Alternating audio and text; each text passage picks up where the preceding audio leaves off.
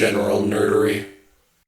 All right, I struggled with this one, boys. I struggled, but I do have to say, Absolute Superman's cape just being like the remaining dust of Krypton following him for reasons that I don't think is ever fully explained is cool as shit. Note, it gets explained. It has something to do with the suit, I know, but like... Well, like the dust powered the suit, and the suit's doing some bullshit. This is the level of technicality that you can expect on this episode of Welcome to General Nerdery, your podcast about liking things. I'm Zach. I'm Tyler. I think I'm Steven. We don't know yet. We'll find out. And yeah, today we're just Today we are covering the first volume of Absolute Superman, The Last Dust of Krypton, issues 1 through 6 by Jason Aaron and Rafal Sandoval. Can I just say this felt like the most fucking like... not cliffhanger, but like cliffhanger adjacent ending of like unsatisfied, like where the fuck, give me more. Remind me where this ended, because I just read all the way through to what's current. Spoilers, guys. Okay, that answers my question that I was going to try and ask you off mic, was like, have you read past this? Because I intentionally stopped with what this non-stop covered. Spoilers from this point onwards. Just if you haven't read this yet and you want to read it unknown, stop listening right now. Ra's al Ghul. Okay, it ends with Raish. Okay.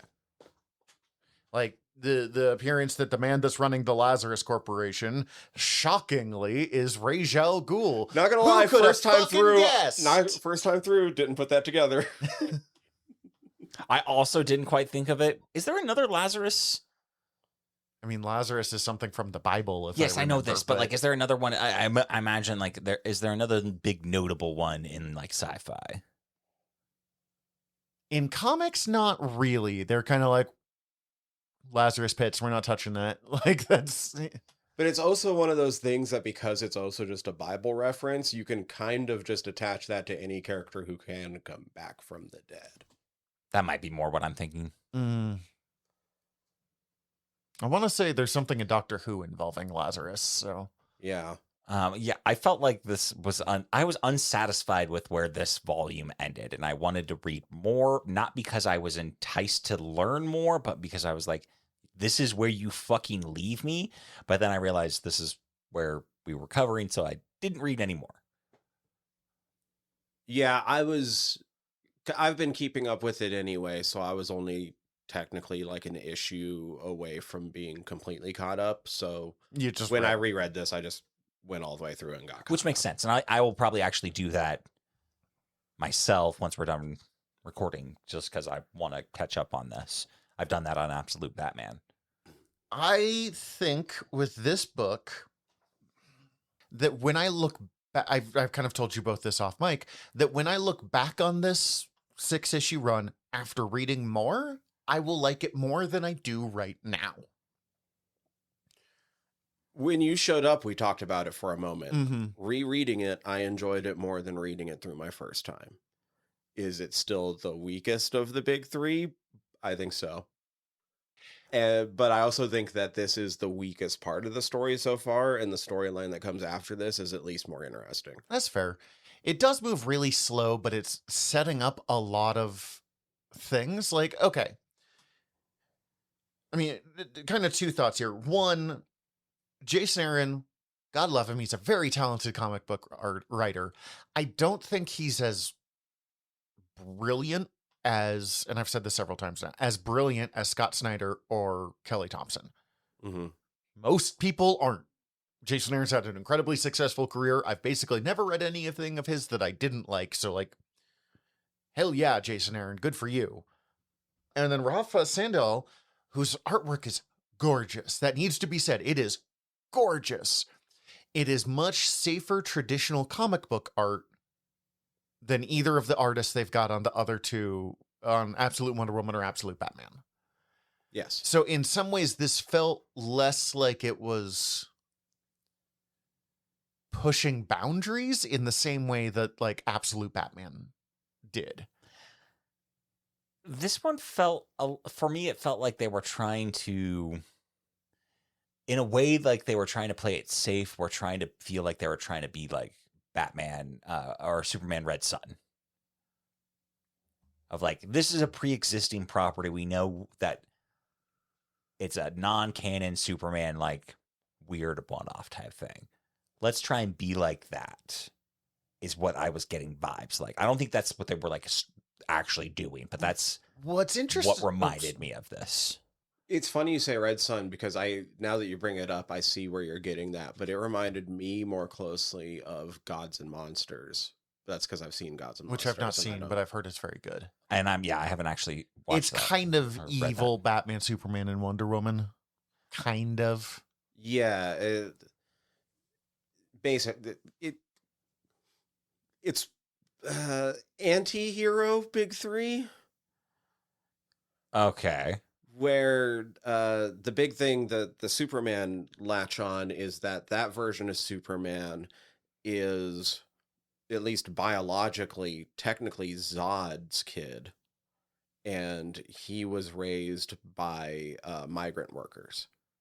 Interesting. Shit, that makes God's Monster more interesting than anything I've ever heard described about it before. Yep, that actually sounds pretty interesting. Batman is Kirk Langstrom, Man-Bat, awesome. who's like full-on vampire. Yeah, okay, no, I have seen this. And then Wonder Woman... Oh, God. It's some connection to the New Gods, but I can't quite I was remember gonna say how like that trained works. with Big Barter or something like Yeah. that. Oh, so she's one of the female Furies. Okay. Yeah.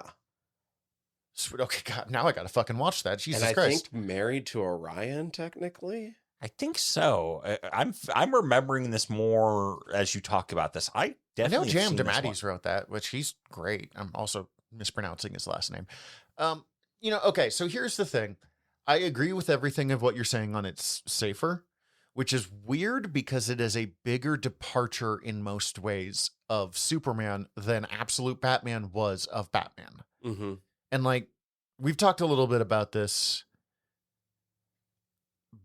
Absolute Batman was Batman from his first panel appearance. The moment you see him, you're like, that's fucking Batman. Like, that's, we know, we learn what's different and Batman stuff, but got this is yoked, but that's Batman. Also, that's a fucking unit. also, I did mention Absolute Batman and reading it, and CC was like, is that the one you have where Batman's too big? I'm like, yeah. Yeah. Because she's just seen the cover. She's just like, does not pay a lot of attention That to my Batman comments. is too big. But like this, he is not Superman yet. He's not even Clark Kent, and he's never gonna be Clark Kent. But like, Mm-hmm. Which you pointed that out to me when we were talking about it earlier off mic. And that made me sad. I was like, oh, I don't like that. he's some people call him Superman, but he's not Superman yet. He is Kal-El. He is, I mean, honestly, he's Supergirl from the new trailer. He is traumatized Kryptonian survivor, which is a fascinating take on it. It makes perfect sense to me. I'm handing you the book. It makes perfect sense to me that Superman that actually remembers Krypton would have a different relationship with his planet blowing up and landing on a planet like ours that's having issues. So it's weird that it's taking the bigger swing of changing the character more, but you're right that it feels safer at the same time. And I've not figured out how to circle that square. I was just looking up to see how long he was supposed to be in space. 18 months or something like that? 17 months? 17 months, 14 days. Alone in this tiny little pod. It's been 6 years since Krypton blew up, 5 years since he's been on Earth. Yes. And he spends, I don't know, I get the sense of 6 months to a year with the Kents. Something like that, yeah. If that. Yeah, if that. A decent amount of time, though. Like, I'm on the scale of things. Yeah. But also a grip of that he's comatose or in bed. And then unable to communicate with them. And I think it's pretty quickly once he's able to communicate with them that he then has Shit to goes bounce. down like fucking 10 minutes later. Like, it is literally. Mm-hmm. Well, I think because fucking Soul gets back online and knocks down the Satellites that were stopping the rain. and then they're like, "Oh no, we're coming in here. We're gonna take care of this." I did kind of love that mirroring with the the Lazarus satellites and Oh, no, the someone Kryptonian reported it. drones. Mm-hmm. So there is... I did think of while reading this how we kept being like, Russell T Davies has things to say during the most recent Doctor Who. Jason Aaron has shit to say here. And at first I was like, man, the allegory is like too over the top for me. And then I had to stop and think about our world. I'm like, it's not. No, not at all. We're distressingly here Yeah. already. The bit about the AI thing was like, oh, God, I don't like that. What's weird is we have another AI because Saul is AI. Mm-hmm. And it's not like we see bad AIs. We see bad use of AI. And yes, obviously we are aware that like what we call AI in the modern day is not AI. Yeah, it's not. Right. But like large machine learning pattern recognition. But like we see, you know, on Krypton, they've become so devoted to AI that they're no longer actually like doing anything. Not like they're frowned upon, like using anything other than the central knowledge unit. Well, why wouldn't you? It contains all knowledge. It's very much Crypt hate from. Have either of you read Foundation? No. One fucking Yeah. great book. Oh, God, we should do Foundation. I'll write that down. But there's a bit where this guy is talking to a like archaeologist. And he's being like, well, you've written your theories about where humanity originally came from, but have you ever gone to those planets to like check? Or just, but you've just been going off of like other theories and sources. And he's like, why would I do that? Like, I already have these theories to read. And that it's very much the same thing here of like, why would I go learn and try new things? We already have. Why would I write my own thing? It can write it for me. Yeah. And then like, go ahead. But then also it's propaganda. Yeah. Because you notice the thing it brings up, like, and then the sustainability of sunstone mining practices. Mm-hmm. And so like the controlled outlet of information and setting it up so people don't question it. And then doing the exact same thing on Earth. And I was like, Jesus Christ. Okay. I'm so torn between this is too on the nose and we really need to hear this. Well, because the Lois having to deal with the Brainiac AI was interesting too. It was where Peacemaker, Chris Smith, deliberately has to deal with it. Restructuring the narrative in its own benefit. Mm-hmm. Yeah. The whole Brainiac system. One, you hear Brainiac and you're like, well, that's not good. And I was like, oh, that's bad. Lois trying to give in her report and not being allowed to have any shades of gray to her report and just like, oh, it's a threat level 8 because he has this level of power. And like, no, that's not what like. I don't think he's dangerous. He's we can't contain him, then he's a threat. Yeah. Like, it's so distressingly on brand, but also just super frustrating. The one that killed me is when Peacemaker is trying to get therapy. Right. And it's him being like, I have a problem. I need to not, because, okay, peacekeepers are secret police, not even secret police, the private police force for the Lazarus Corporation. That might be the part where I was like, that's hitting too hard. Like that's too over the top because they're basically ICE, but for a private company. And I had to stop and be like, that does exist in other countries. And it's not long before it exists here. I mean, like, I don't think certain people in charge don't want that to happen right now. Yeah, just the whole thing's bad. But yes, agreed. Yeah. That's the spot where I had to like stop and be like, no shit, this is on the nose. But where he's literally being like, I need help. I am losing it. I am not safe to be out on the field. I shot that person and that's not okay. And it's being like, understood. Your weapon went off accidentally. Like, you're okay. And like, we'll replace it. We'll get you a new one. There is, I have to think about this when I was thinking about like police unions and stuff of like, obviously there are just bad cops who are like, no, fuck it. I'm fine. Why would I be doing bad? But the way our system is set up, it also really is designed for someone who's having this problem because we're so incapable of admitting, or I guess police unions are so incapable of admitting people get fucked up by this job and sometimes they need to be taken off the job as a result, that I'm sure there are people who like go to the union and they're like, I'm having a breakdown, I need help. And they're like, no, you're good. You're good. I'm just gonna pat you on the knee here and then go on our talking way. to me is the first and last step to fixing your problem. Yeah, like, You're no. cured now. Get back out there and take your gun. It does add a level of dimension to it. Would be so easy for the peacekeepers to just be the villain peacemakers. I watched Farscape the other day and I keep calling Peacemaker Peacekeeper because of it. Well, I'm glad you clarified that because I kept trying to figure out why you were doing this. Because I have ADHD.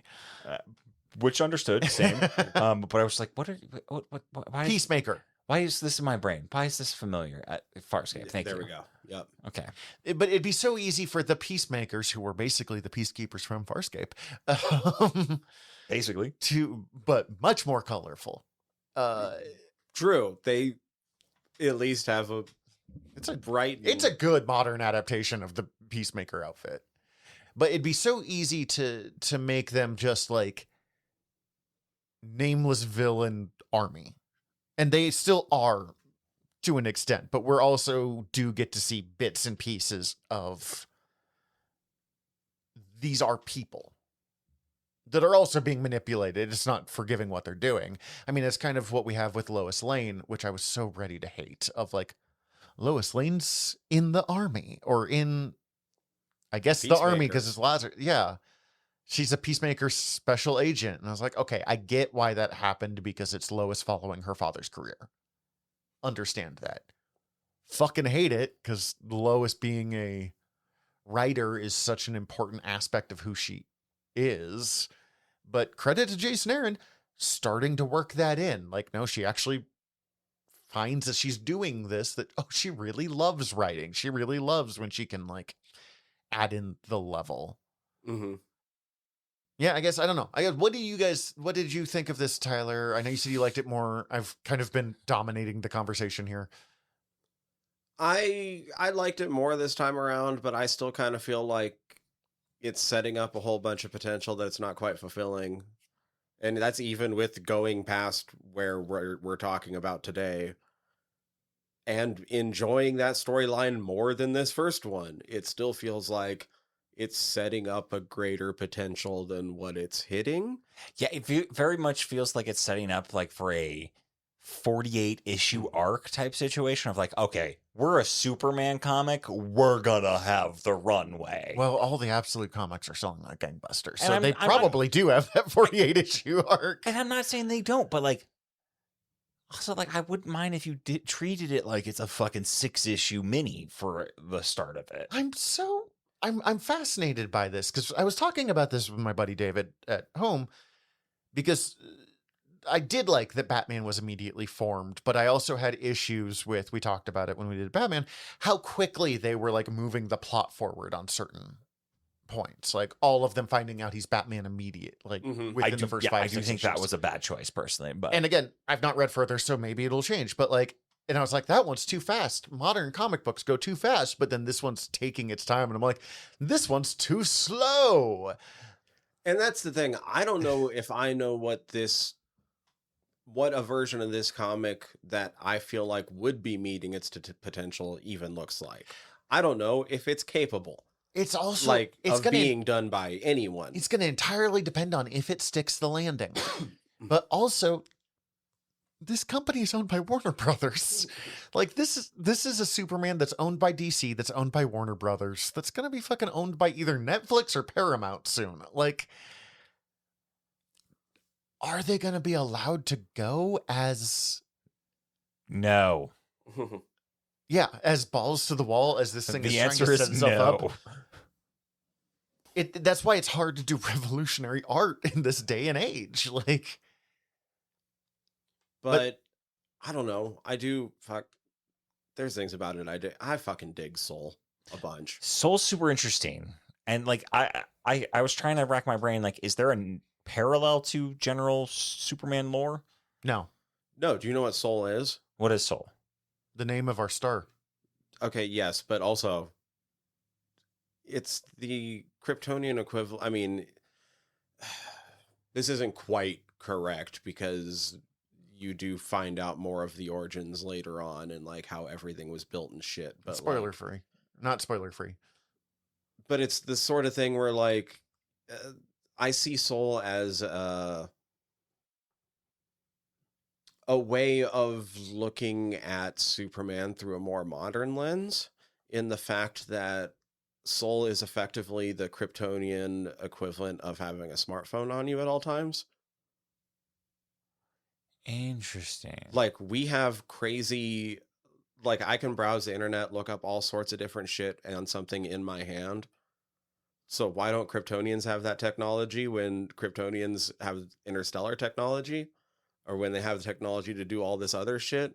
Why don't you give your son something? I think that's one of the ways of modernizing things that people often overlook, is just the fact that like technology exists and we see the way that people actually use technology as it gets better. And so you have to give people the equivalents. The integration of technology into Superman. That's super interesting. I've always written it off with Superman because he's like a baby when he gets here, and he just like adapts with like. But again, he's not a baby in this one. That's also like, that is a very I do actually, that's my favorite part here, is getting to see his life with his parents on Krypton.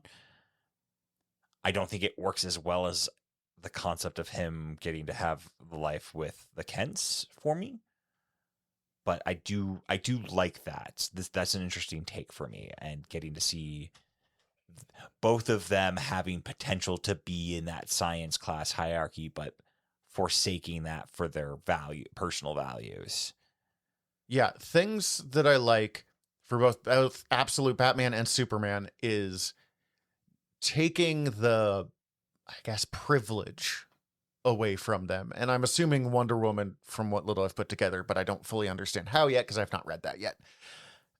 Which makes them more relatable to the modern day, because it's not, I mean, which is funny because comics first took off during the fucking Great Depression, so it's not like multimillionaire Bruce Wayne was ever relatable then, but people, I don't know, people wanted escapism then more, and we're more like, we want someone we can relate to now and get our escapism by someone we can relate to succeeding from breaking the system. And I love the idea of the S is the symbol of the working class. The Men of Steel. Instead of God, hope. dude, that shit hits so good for me. I will say that I really liked that. And it's been really interesting to go on that one because, like, I love the S stands for hope. Mm-hmm. I do. And I mean, we've talked about it. I love Superman's origin story, is like my favorite story of all time. So that at first was jarring, but the idea of working not like, Meteor Man? Not Meteor Man. But like the really making it hard to keep this thought coherent.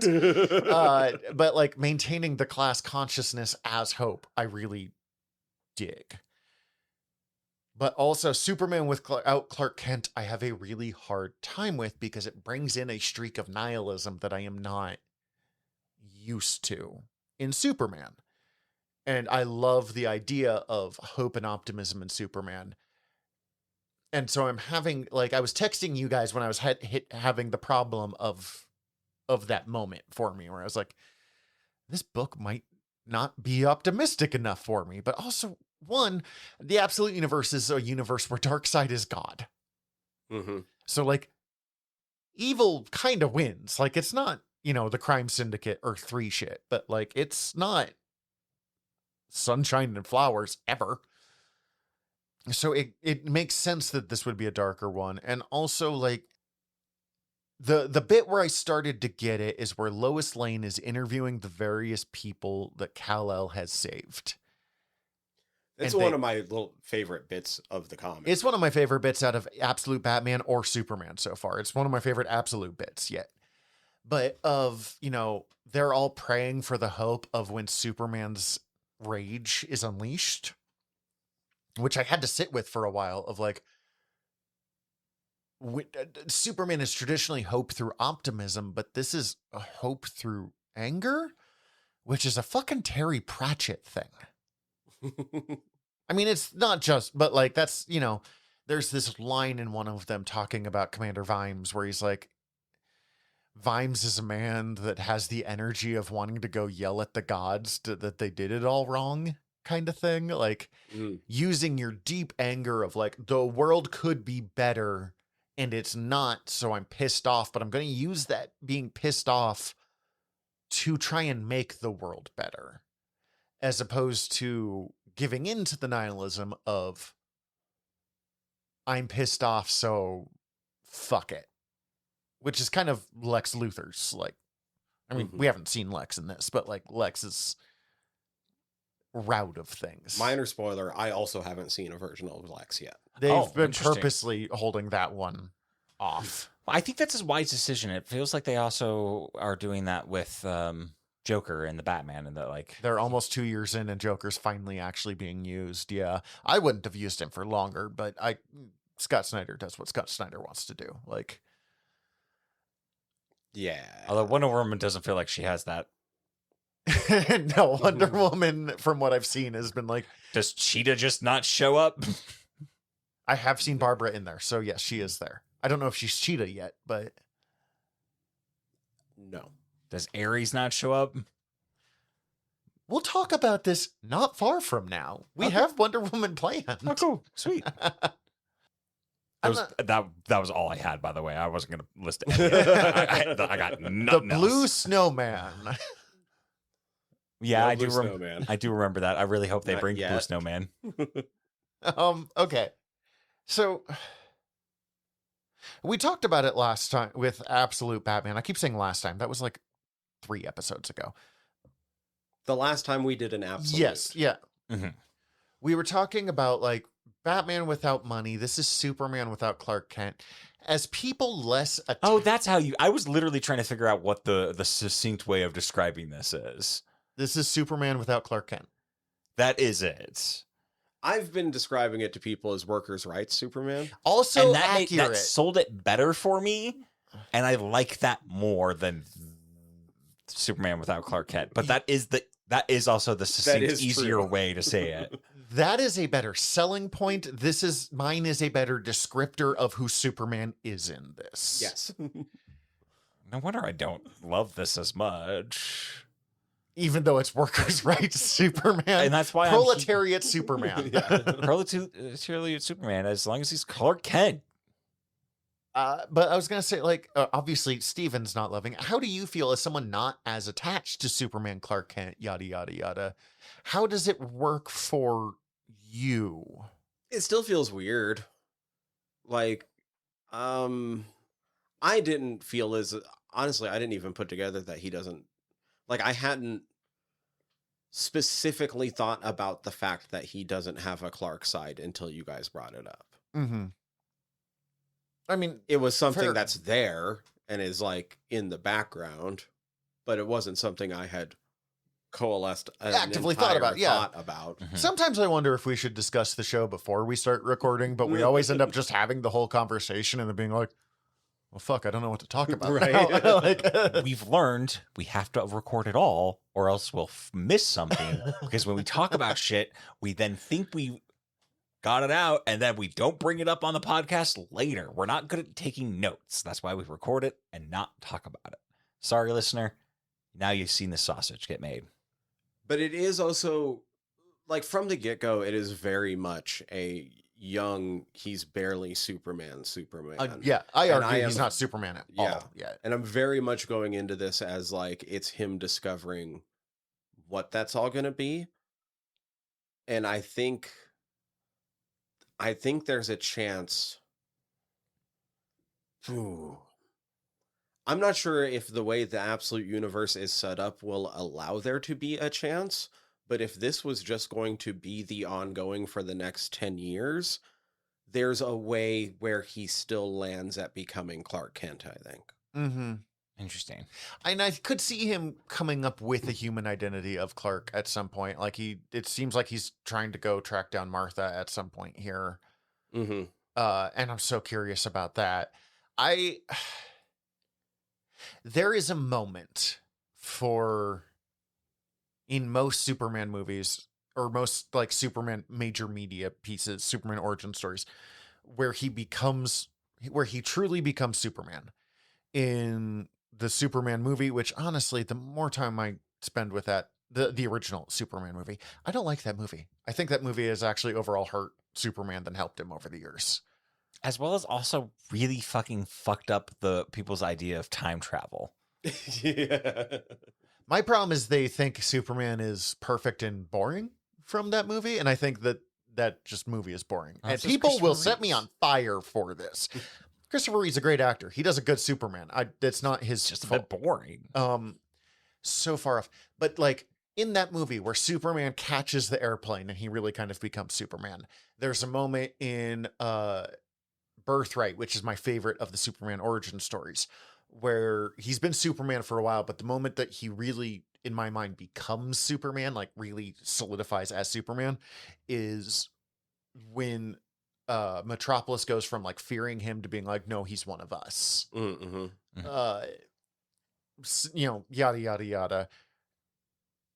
If they can land that moment in this, if they can land the moment where he becomes Superman, whatever this Superman is, because I'm not expecting him to be the Superman from the James Gunn movie, then all of this, I think, in the looking back, will all lead up to it right. If they don't stick that landing, this series will always feel like a disappointment. So having read ahead, just this morning, I ran into a moment that you think might be that I feel like is that moment for me. Whether it's going to read that way for you or not, I don't know.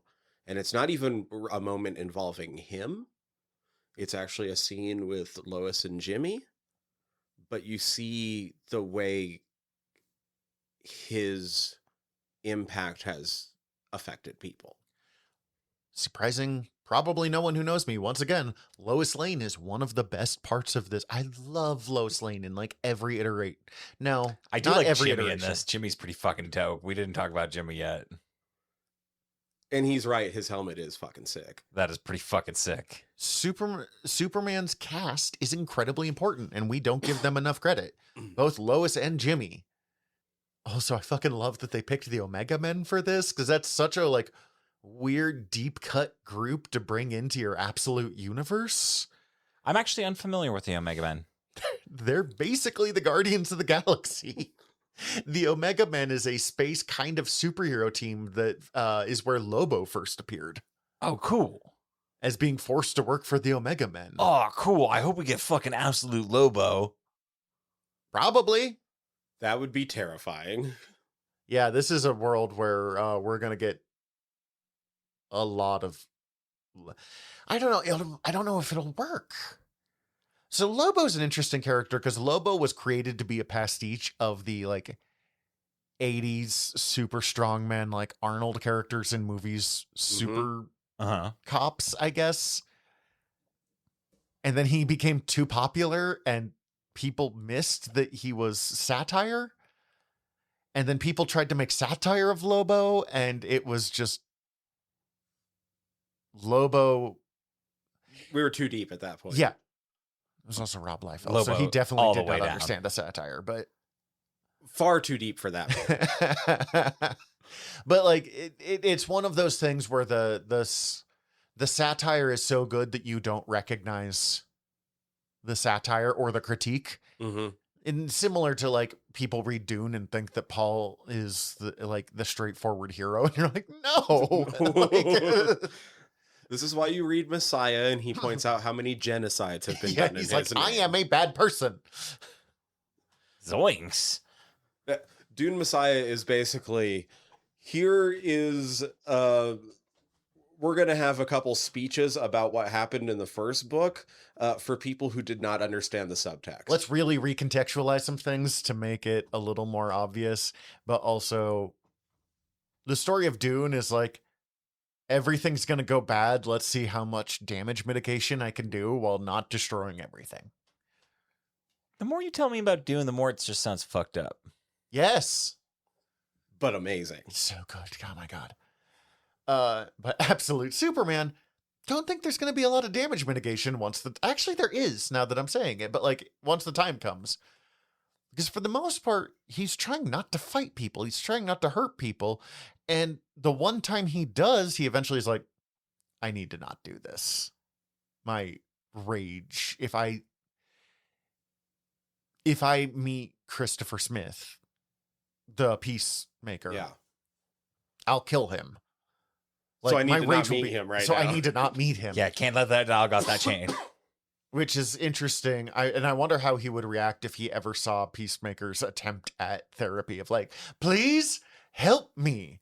I know I've brought that up like 3 times, but it might be the most interesting scene for me. Yeah. I remember, when I first read that, I remember like going, because I read it on lunch at work, and I went down and like forced my crew to listen to me talk about it. So, But like there is an interest of like, even if there's a bad actor here, and Lois is still going after like the individual bad actors. Like she finds out that to gain the trust of the woman, she's like, tell me who gave you that scar, and then broke that dude's fingers and fired him and arrested him. Good for you, Lois. But she's still trying to work within kind of this the peacemaker constraints. peacemaker system.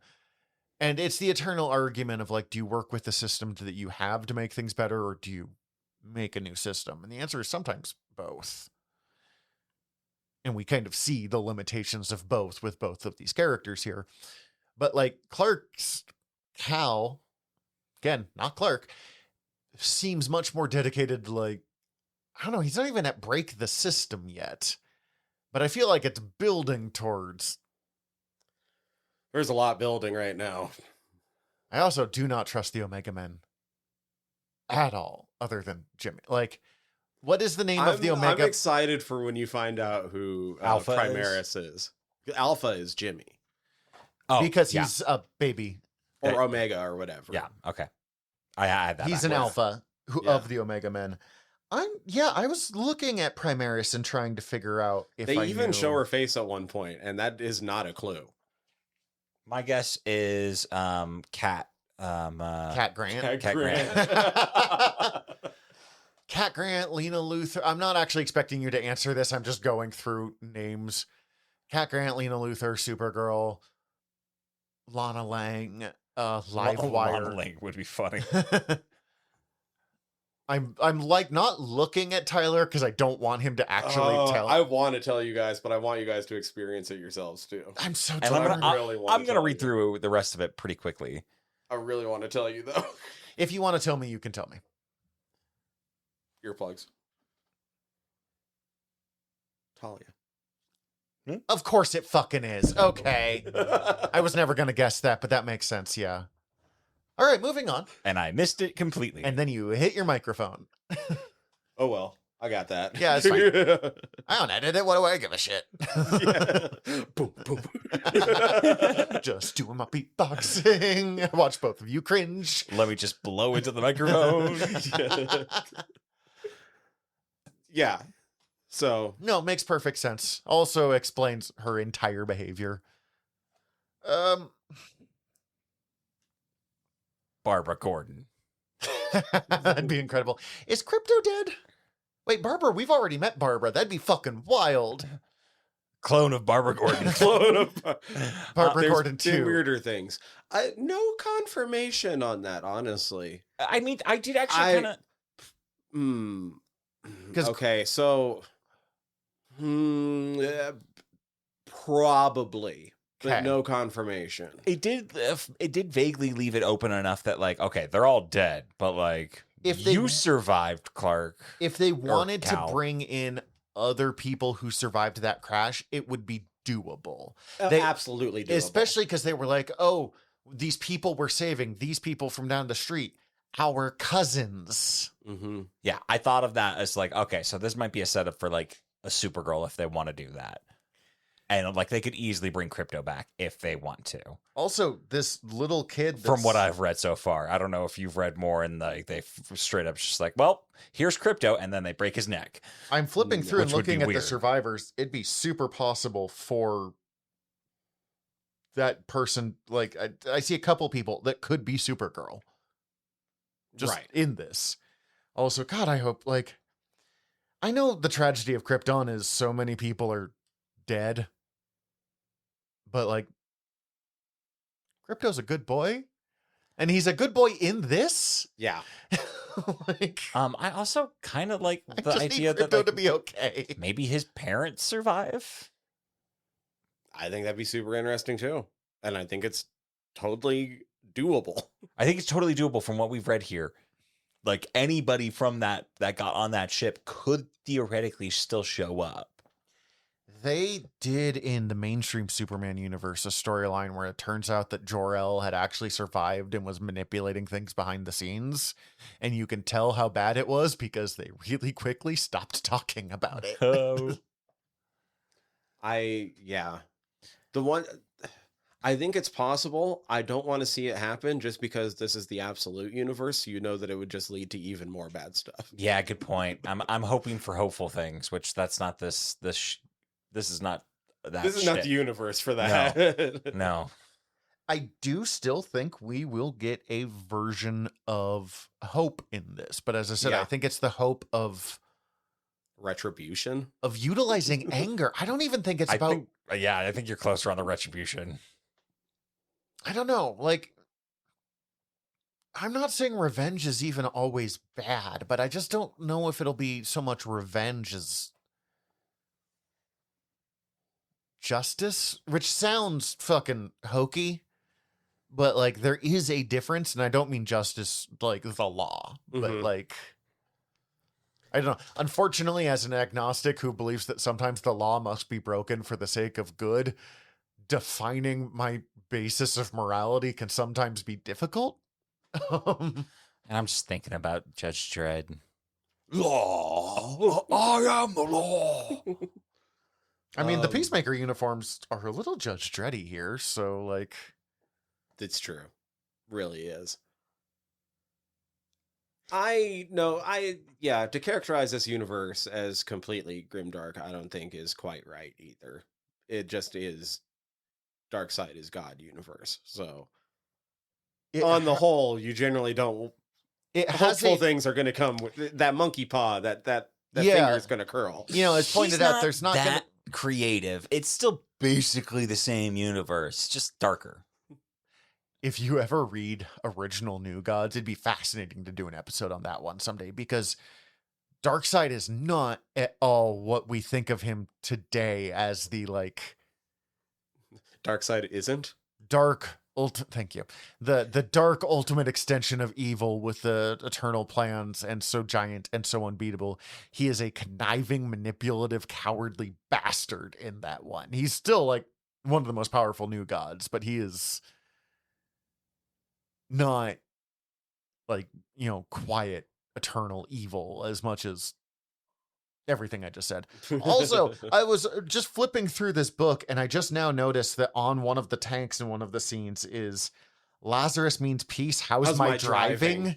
It's not just on one tank. Look at all of the tanks. They all have the how's my driving. I did not catch that the first time. It also gives me memories of like, I get shit of multitasking and getting distracted too much, but maybe one of the times I've been most scared on the road was driving down Reserve in Missoula, and there was a semi next to us, and we looked up, and a man was playing online poker while driving the semi. And I was like, we've gone too far as a species. Oh no. It's time to pack it up. It's time to go home. I I know. don't know. Here's the thing, like Superman, my least favorite of the big three. I have been keep going back to it, whereas I have yet to read beyond issue 2 of either Flash or Green Lantern. I have a copy of Absolute Green Lantern, and I'm looking forward to reading it, but once again, I don't. It looks And like safer. what I have read was fine, but Yeah. there was nothing that was gripping to me to come back, though I am going to just because I'm so curious. Well, also, I'm sorry, but Green Lantern and Flash are weaker characters on average. And there's Green Lanterns that I really like, but like, it's just a harder. There's a reason that Superman, I mean, he's been reinvented, but he's always still Kal-El of Krypton. When they brought when they brought both Flash and Green Lantern back, they changed the characters significantly. There's been several of each. There's one Superman. Well, there's two now, but still. From what I remember of Green Lantern and reading like that first issue, they're dealing with the fact that there's multiples right off the bat. That makes sense. That's smart. Looking at this, as again, I'm just flipping through this book. I do think that it's very on purpose how much Jor-El looks like main universe Superman. And I mean, like, Jor always has a level of this, but like that is fucking... That's hunky Jor-El right there. That's hunky Jor-El. That is a 1-to-1 copy of Clark Kent in the main universe, just wearing absolute universe Kryptonian clothing. Which I dug that aesthetic. I really liked. I really liked the parents. I liked Jor-El and Laura. Laura. Laura's a badass. Laura's a fucking badass. I like that she's just like doing mechanic work on the sly. I'm just like, I ain't gonna charge you nothing. And also, thank God Laura's a badass, because traditionally she doesn't have shit to do. No, this is best Laura. There's versions of Laura where she doesn't even get to carry Cal to the spaceship. This is best Laura. Damn. Laura's usually just like, my genius husband, Jor-El. And I'm here. This baby, I was there for that too. It came out of me. But again, in some versions where Kryptonians like have become so separated from each other that they don't even procreate through sexy times, she wasn't even there for that part. She just, the egg. Sounds like a bummer. Yeah, it fucking sucks. But it was very much what people thought society was going to become like back in the 80s. That's that puritanical society coming at you. We are in a really puritanical era. We're just also still fucking. That was one of the Gods and Monsters thing. That's why Zod was Cal's father, was because like when they were loading up the ship, it was more just like an embryo ship, and Jor-El was just like supposed to place his hand on it for his DNA to get mixed in there, and then like the baby was going to be made on the way. But because that's Zod... from the John Byrne comic book, Man of Steel. Interesting. Okay. The post-Crisis on Infinite Earths reboot of Superman. Yeah, but like Zod catches him first, and so he's like, now it's going to be my baby. Every version of Zod is a fucker. Also, it'd be really easy for Zod to be here. And I don't think that it's... it'd be so easy for Zod to show up. I don't think it's entirely an accident that when you look at the Kryptonian guards, their symbol is basically just Zod's. Yeah. Also, I was saying the Peacemakers have kind of a Judge Dredd look. The Kryptonian guards here have like hardcore Judge Dredd look. Yes. Yo, Krypton would suck to live on, right? Yeah. That place sounds fucking terrible. I don't know. The bluegrass and the red dust is pretty cool. That's also, pretty the fucking... I know we have already talked about how cool Laura is. Sapphire storms. Yes, that's awful. I'm just saying the picture of Laura with her like cable gun. Like, Yeah. X-Force New Mutants gun going, I'm going to get your father back. I'm like, goddamn woman. I've never gotten a boner from Superman's mom before, but here you go. Here we this are. one's for you.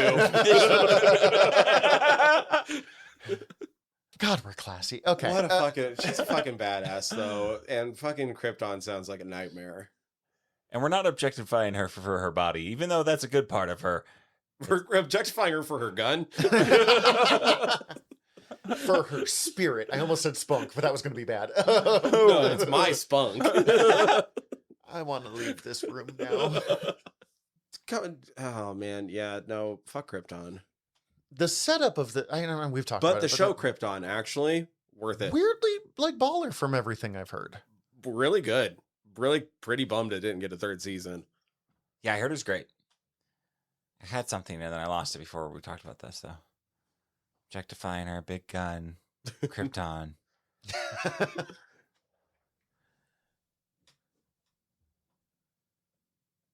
Oh yeah, like that was the thing. The bottled, like the bottle city of Kandor, and like, but Brainiac's got like fucking small miniature cities and shit. Like, do you think he's got Kandor in there? No. Do you know this? Yes. Okay. I am curious. I guess I don't. Technically, I don't know 100%, but I feel like if he had Candor, there's a sequence where he 100% would have made use of the fact that he had Candor. Yeah. So. Okay. I am curious about Brainiac in this one. Brainiac is another character that doesn't tend to do a whole lot for me. Like, he's a good villain, but he's not. This one's interesting. And that's why I'm This interested one's in it. interesting. Brainiac's just not always the most compelling. So I'm curious to see what this one is. I can't remember if it's the next issue or the one after it, but there is a very heavy Brainiac issue coming up very soon after. There would fucking have to be. Yeah. Like, and working for Rage, I think, Raz, depending on how you pronounce it. I'm really, really fucking curious what that one will be. Raise Al Ghul is how I pronounce it. That fucker over there. You know, the one in the pit. That guy. The guy who just climbed out that pit. Mr. Pitt. He keeps climbing out the pits. You know, that Mr. guy. Pit boy. I don't know. I don't have too much more to say about this. I know it's kind of 2 shorter episodes in a row if we do, but it's whatever. Yeah, it's fine. It's just that easier editing for you. But I don't mind one bit, guys. No, I mean, I do want to make sure we say about whatever we need to say about it, but I feel like this story is very much just an introduction to this Superman. It's the pilot episode. It's the 2-parter pilot episode of a show from the early 2000s, but with more modern sensibilities and things to say. It's fucking Smallville, but edgelord.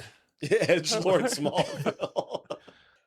Yeah, I don't know, like you saying, you bringing up origin stories really changed my perspective on this. Of like having the feeling of like, oh, it feeling very like. This slow. one feels like an origin.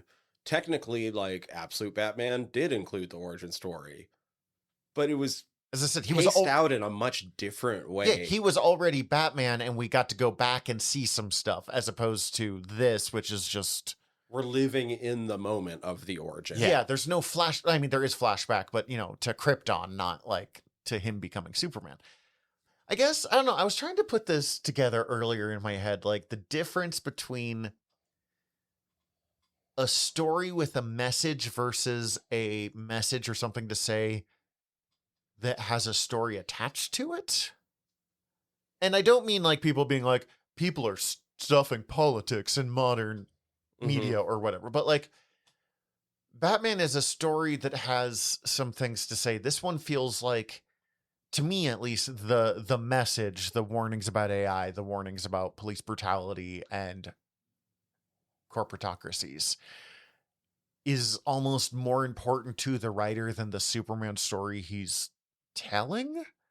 And I don't know, I'm not saying that's true, but like the message seems like the more powerful thing than the story, as opposed to like more of a blend.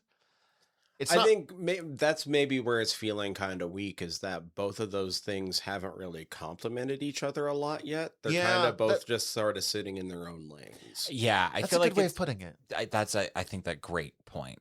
That really sums up some of my feelings that I've been having with challenges with this. Still good, though. It's really good. No, I'm liking it. Man, it's a pretty fucking badass Superman, It's guys. pretty bad. I and you're not wrong. I do enjoy Soul and like the reshake up of like the cape being more of dust. It's dust. but utilizable more so. Spawn's cape with a personality? Yes, please. Yeah. Yeah, it's also kind of left hand. Left hand, but a cape? Vampire Entity. No, I remember. Okay, I'm just making sure. Left hand is a pretty vague reference if you can't, but it's also for the audience. I was trying to think, as you were asking if there's a version of Soul. The closest I can come up with is, I guess, Kellex, who is the little robot that hangs out in the Fortress of Solitude in a lot of versions. It's a little floating gold robot. As we talked about it more, I was thinking something along that lines. Who is sort of Gary from the Superman movie is kind of a mix between the Superman robots and Kellex, as opposed to just yeah. And I did think of Gary, honestly. Yeah. Well, it's Gary.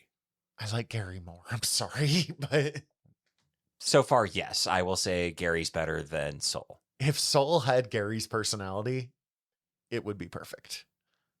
Yes. Yes. Agreed. Agreed. I'm excited for you guys to hit Wonder Woman.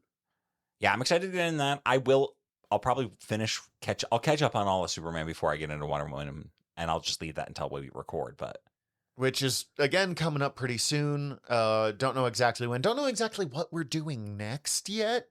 we've decided that before recording. We've got a couple of ideas we usually settle in advance, so I remember this part. But again, we know what the next like 4 or 5 episodes are, so I'm not super worried about it. It's At gonna be some fun. point there'll be a Wonder Woman. One of them will be absolute Wonder Woman. I not imagine too we'll long do after that. Shoresy season 5 at some point. Not too long after that, we'll do absolute Martian Manhunter. Like we're gonna keep going through these absolutes. We're gonna bring in the ultimates at some points. I've Mhm. really missed getting to talk about comics, and these are a good intro place for it. Yeah. But in the meantime, we're your generals of nerdery. I'm Zach. I'm Tyler. Dismissed. This has been a General Nerdery Presents production. If you enjoyed it, please go hit like and subscribe wherever you're listening to it right now. Also, we'd greatly appreciate it if you checked out our other shows over at gnpresents.com. Thank you.